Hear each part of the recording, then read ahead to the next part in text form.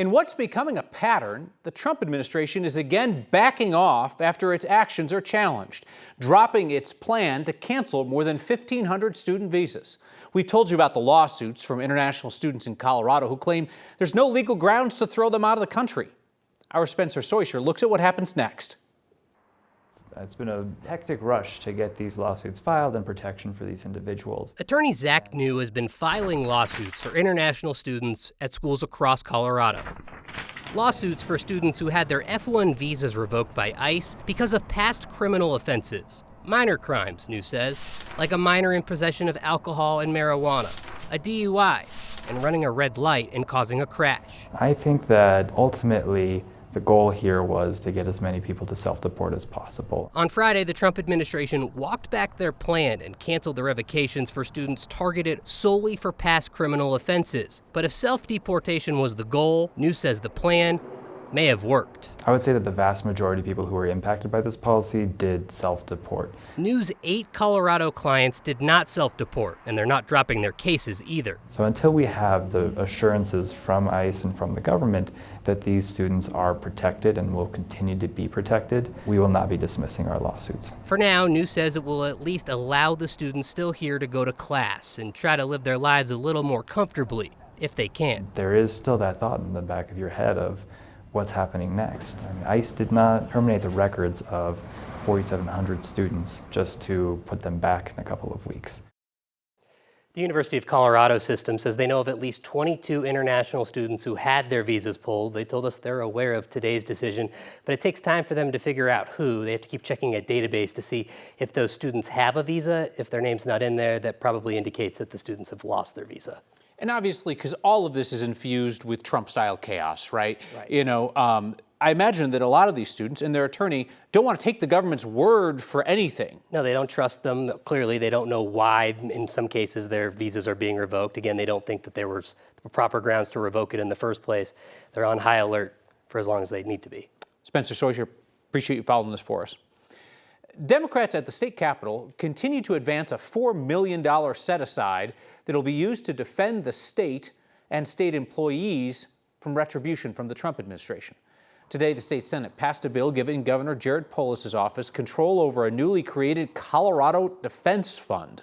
The idea is to use this money to fight future federal funding freezes. Democrats say the state relies on nearly $14 billion in federal funding. Hundreds of millions of dollars in funding have already been abruptly frozen and unfrozen since Trump took office. The money in the defense fund could also be used to cover legal costs, as the Trump administration threatens to put public officials in prison for defying his orders on immigration policy. Republicans at the state capitol have been united against this idea. They say they don't think the governor should have control over this legal fund.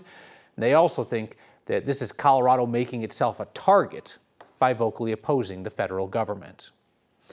Along with that $4 million, state legislators are handing the governor a big ol' L today by ignoring his objection to a bill governing certain social media content. Today, the Senate voted to override the governor's veto of a bill requiring social media companies to ban users who are up to illegal stuff. The bill would require platforms to ban accounts for people convicted of things like sex trafficking or selling guns and drugs. The bill got widespread bipartisan support in the legislature, had the backing of school districts, hospitals, prosecutors. In his veto letter, the governor said he didn't like the idea of forcing private companies to impose penalties on behalf of the government. And he worried it infringed on speech and privacy. The bill's bipartisan sponsors successfully rallied a supermajority in the Senate to override that veto today, arguing that the bill is about protecting kids. This bill gives us the tools to help remove predators and traffickers from using social media to harm our kids. This is not about censorship. It's not about speech. Dig deep and find the courage that is within all of us and the conviction that is within all of us to protect the children of the state of Colorado. If the House also votes to override the veto, partners at Colorado Politics say this would be the first legislative veto override of a bill since 1988. Legislators have also signaled they might vote to override Governor Polis's veto of a bill that would slow down public records requests for anyone except journalists approved by the government. You hear me talk here about why I think that's a bad idea. They have now delayed this override vote twice in the Senate, suggesting they don't currently have the votes to override Polis's veto. Attorneys for election denier and My Pillow guy Mike Lindell are trying to avoid professional discipline for submitting a court brief in Colorado that was full of AI-generated nonsense and fake case law. They say they accidentally submitted a prior draft of their brief, and then they blamed the judge for holding them accountable without giving them a warning first. So this comes out of a case where Lindell's being sued for claiming that Denver-based Dominion voting systems, and one employee in particular, rigged the 2020 election against Donald Trump. The judge is threatening to refer Lindell's attorneys for professional discipline, including the potential loss of their licenses. They're required by ethics rules to check any AI-generated work to ensure that, it's not make-believe. Lindell's attorney says he was, quote, on a long overdue one-week vacation in Mexico as the document was being prepared. He blamed a fellow attorney for the mistake, and he said the judge did not give him the quote-unquote courtesy to tell him that the brief was full of AI slop before she held him accountable for it in court. Your latest microgiving project is putting books into the hands of young kids around our state so that families can read together before those children go off to kindergarten. That's the way to set them up for success. Imagination Library chapters across Colorado mail out those books to families each month at no cost to them. This week's Word of Thanks microgiving campaign is going to support those Imagination Library programs around our state. About 75,000 kids across Colorado get those books each month. Families reading together obviously helps kids get ready for school. Imagination Library did a study on this a couple of years ago that found that the kids in their program are significantly less likely to have reading issue flags when they get to school. I heard recently, there's a number of you who wrote in to tell me that Denver's Imagination Library chapter is pausing its book deliveries in May due to a funding issue. We're going to be able to take care of that. The Denver program is one of the county chapters that each run individually around the state. Denver chapter has no paid staff. They're trying to deal with higher demand from new signups that's outpaced their fundraising. So we're going to be able to get their program up and running, but you're going to raise more than that. So you'll be able to help out other high-need counties as well. The statewide nonprofit that oversees these programs is going to take our donations and, without taking any overhead, grant them out to the highest need programs around the state. Denver, Aurora, they identified Morgan County as a program in need, Weld County up north, on the western slope, Delta County. They're going to get the dollars where they are needed most. Scan the QR code on your screen or text the word THANKS to 303-871-1491 to get that link to join me and others in donating. And 5,000 of you have now signed up to make a monthly gift to the Word of Thanks Fund. You put in your info once, and then we split your automatic donation among every nonprofit we feature. You're in on every week of goodness.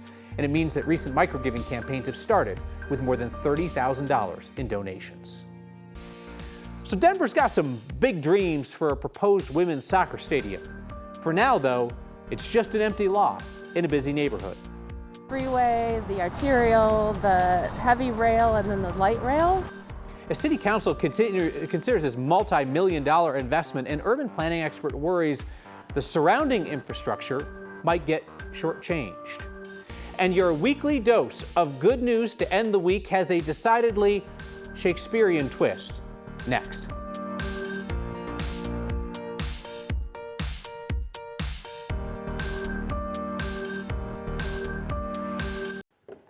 Colorado's fire managers say that they predict that most of the state's in for what they describe as a normal fire season.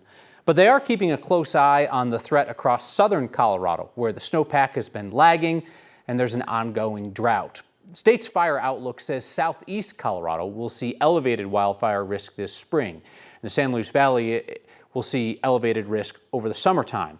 So one indicator that it is not looking so great, the snowpack is melting off rapidly without typical April rain to replace it. A similar setup to what we saw in 2018.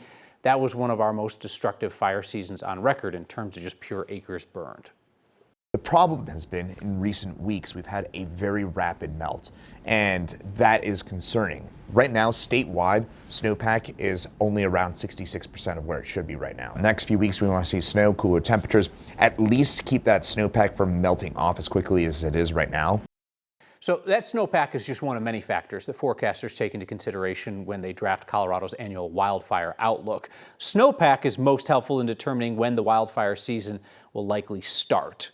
We won't have a really clear picture of how the season will play out in full until we get a look at the summer monsoon season.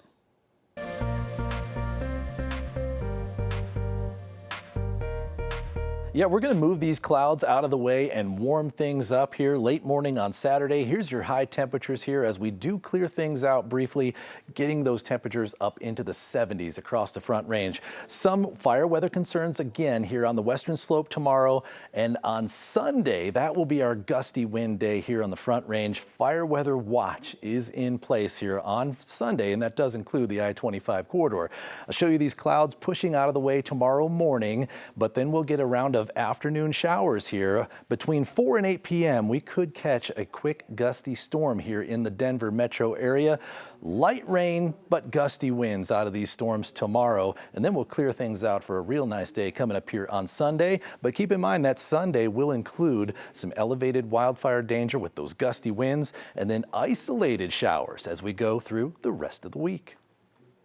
President Donald Trump announced a job creation program today for a University of Colorado student. Just one of them, Shedeur Sanders. Trump posted on social media praising Sanders' genetics and telling NFL owners to pick him, all caps, immediately. Well, they didn't pick him immediately. The second round of the draft is underway, and Shedeur Sanders still has not been selected.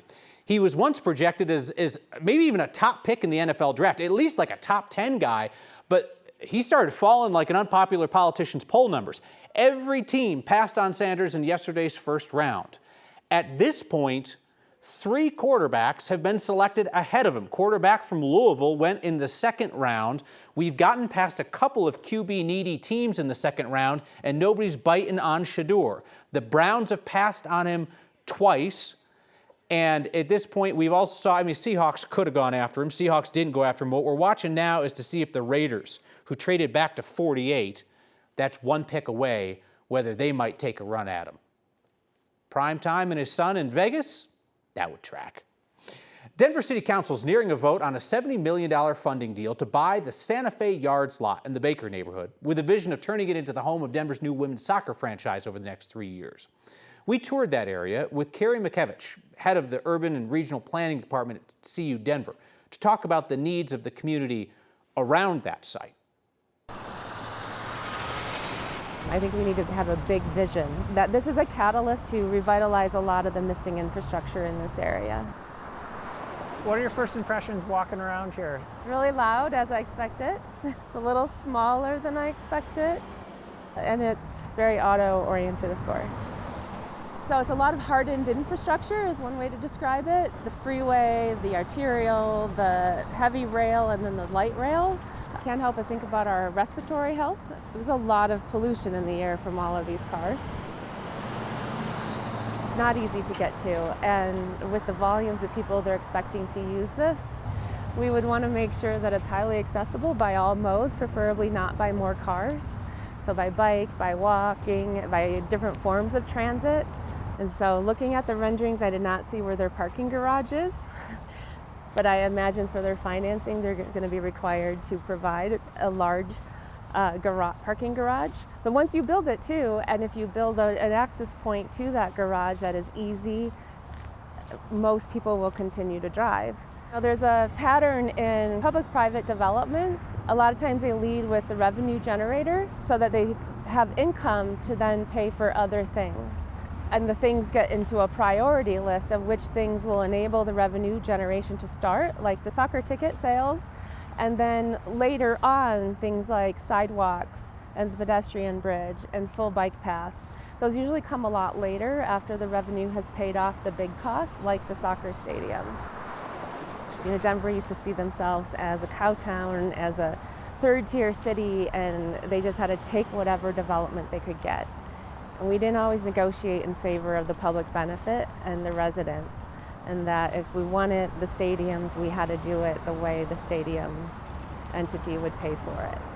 And I don't think we're in that position. I don't think a city should ever forego the public good when public dollars are at hand, and this is supposed to be a public space. City Council is scheduled to vote on the public funding agreement for the stadium next month.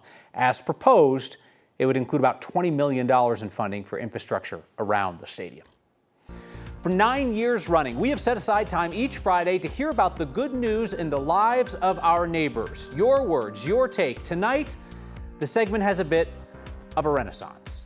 Hey, reminder, you can catch Next streaming each night, 6 p.m. on 9 News Plus, and Next is a podcast, wherever you find them.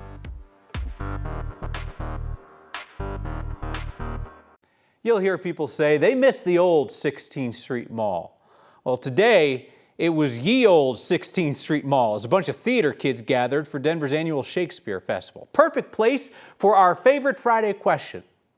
What's Thi's good news? I welcome all of thee to the 41st annual Denver Shakespeare Festival. Can we give a round of applause?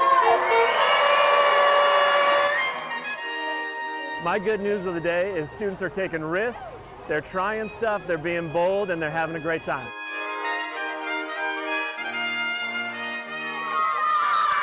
The largest and longest running in the country for a student Shakespeare Festival. We're going to have about 5,000 participants and family and everyone engaged in the festival today. Entrance after space on Bally Island. And then students are going to perform straight on through at 17 different stages. I lent thee this sharp point. Yeah, I think it's really neat to see them participate in something that has taken a lot of work and brings some pride to the community and to themselves. Both my sons are actors at the Shakespeare Festival, and they spent a lot of time and effort learning their lines, and they get to perform in front of everybody here. I am wearing a costume from Midsummer Night's Dream. My character is called Lysander. My good news of the day is that it's very lots of fun and I get to be at the festival again. My good news of the day is we're here surrounded by a ton of passionate kids and great art. My good news of the day is absolutely performing with all of my great friends from Some Assembly Required. My good news is that Bottom's here and he knows how to take care of everything and it's great. I'm Bottom the Weaver, and my goodness of the day is that I'm gracing all you knaves with my presence because I'm the most important one here. My good news of the day is that I'm here directing this fabulous troupe. I'm Francis Flute. My good news of the day is eventually I get to take this skirt off. And my good news of the day is there's so many fools about for me to trick and manipulate to my causes. And it's a beautiful day. Happy Shakespeare Festival!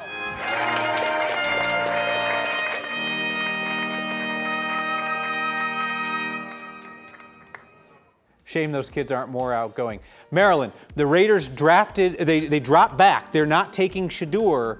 The Texans are on the clock, and the Raiders aren't up until pick 58. Yeah, I called that. Yeah, she called that. Very invested, Maryland, in the future of Shedeur Sanders. We're back with your feedback next. Feedback from Bob in Denver, who says, Kyle, I can't tell you how much I appreciate all the work you and your next team are doing.